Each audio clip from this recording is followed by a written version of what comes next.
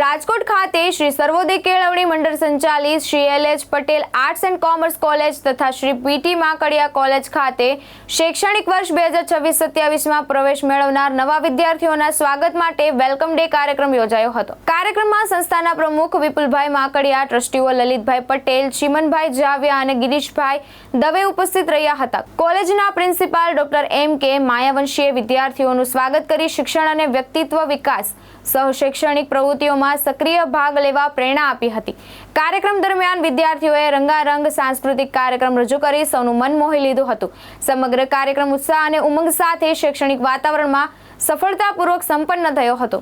Doctor K M. Mayavanshi, Shri H L. Patel arts and commerce college and Shri P T. Makadia law college Bhayodar આજે અમારી સંસ્થામાં welcome day celebration પ્રવેશોત્સવ 2026નું આયોજન કરવામાં આવેલ છે। નવા પ્રવેશ પામેલ વિદ્યાર્થીઓનું કંકુ તિલક કરી મીઠું મોઢું કરાવી અને સ્વાગત કર્યું।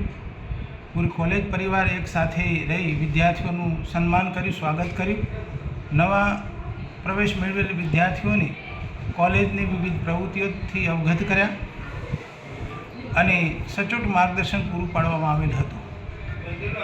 સાથે સાથે નાનકડો સાંસ્કૃતિક કાર્યક્રમ પણ યોજવામાં આવેલ હતો।